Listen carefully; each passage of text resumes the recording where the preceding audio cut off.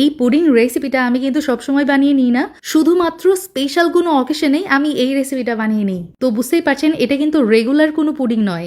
এই রেসিপিতে আমি যতবার বাসায় পুডিং রান্না করেছি এটার টেস্ট হয়েছে 5 স্টার মানের, ট্রাস্ট মি। আর পুডিংটা কতটা পারফেক্ট হয়েছে সেটা কিন্তু চেহারা দেখলেই বোঝা যায়। আর আমার পুডিংয়ের চেহারা দেখেন, এটা কি হয়েছে আলহামদুলিল্লাহ। আর আমার কাছে মনে হয় আমার পুডিংয়ের যদি মুখ থাকতো তাহলে ও চিৎকার করে বলতো যে পুডিংয়ের জগতে আমিই সেরা। যাই হোক, আর প্যাচাল পারবো না, লেটস স্টার্ট আওয়ার কুকিং।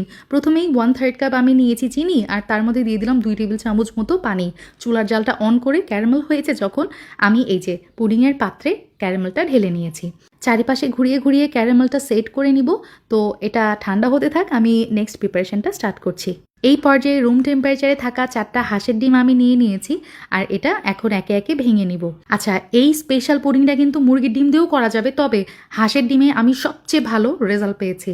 আপনারা চাইলে এখানে ব্লেন্ডার জারটাও ব্যবহার করতে পারেন। আমি 4টা হাঁসের ডিম এই যে চপার গ্রাইন্ডারের মধ্যে দিয়ে দিচ্ছি, সাথে ব্যবহার করেছি ঘন করে জাল করে রাখা 2 কাপ পরিমাণ লিকুইড মিল্ক। এখন ব্যবহার করেছি একটা কনডেন্স মিল্ক ক্যান যেটা পাওয়া যায় বাজারে, এটার হাফ অংশটুকু আমি দিয়ে দিব। একদম পারফেক্ট মেজারমেন্টগুলো আপনাদেরকে বলে দিচ্ছি, যাতে করে বাসায় যখন বানিয়ে নেবেন এই পুডিংটা তখন যেন আপনাদের প্রবলেম না হয়। ক্যানের হাফ অংশ কনডেন্স মিল্ক আমি এখানে ব্যবহার করেছি, তার সাথে দিয়ে দিলাম হচ্ছে ক্রিম। বাজারে বিভিন্ন ব্র্যান্ডের ক্রিম কিনতে পাওয়া যায়, তো আমি সেম মেজারমেন্টটাও এখানে ইউজ করেছি। এই যে ডানো ক্রিমের হাফ অংশটুকু আমি এখানে দিয়ে দিলাম। আর 4 টেবিল চামচ আমি এখানে ব্যবহার করেছি মিল্ক পাউডার, তার সাথে দিয়ে দিলাম 1 চামচ ভ্যানিলা এসেন্স, আরও ব্যবহার করেছি 2 টেবিল চামচ এখানে ঘি। ঠিক আছে, এখন যেটা করব, এই সব কিছু উপকরণ একসাথে খুব ভালো মতো আমি ব্লেন্ড করে নিব। আচ্ছা, এখানে কিন্তু আমি কোনো রকম চিনি ব্যবহার করিনি, তবে আপনাদের টেস্ট অনুযায়ী আপনারা ওই যে কনডেন্স মিল্কের পরিমাণ আর একটু বাড়িয়ে চাইলে দিতে পারেন, তবে আমার কাছে চিনিটা একদমই পারফেক্ট ছিল।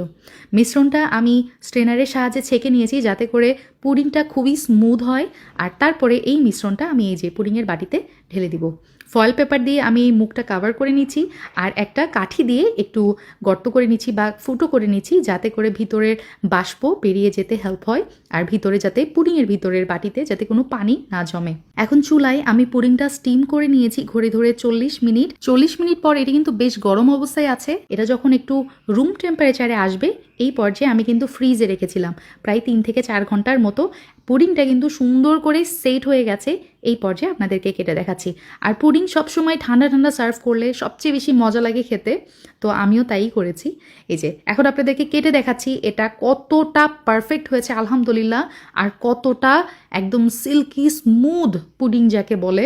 বড় বড় 5 স্টার রেস্টুরেন্টগুলোতে আমরা যেরকম পুডিং খেয়ে থাকি, মানে প্রিমিয়াম কোয়ালিটির পুডিং যদি বাসায় বানিয়ে নিতে চান তাহলে এই রেসিপিটা আপনি বাসায় একবার হলেও ট্রাই করতে পারেন। আমার যারা সোশ্যাল মিডিয়াতে হেটার্স আছেন, এই রেসিপি খাওয়ার পর আমাকে আর হেট করতে পারবেন না। এটা খেয়ে মনে হবে যে আপুর জন্য দোয়া করি। যাই হোক, one of the best pudding recipe এটা আমার, বাসায় চাইলে ট্রাই করতে পারেন। আবার দেখা হবে খুব শীঘ্রই সহজ রেসিপি নিয়ে। সেই পর্যন্ত আল্লাহ হাফিজ, আসসালামু আলাইকুম।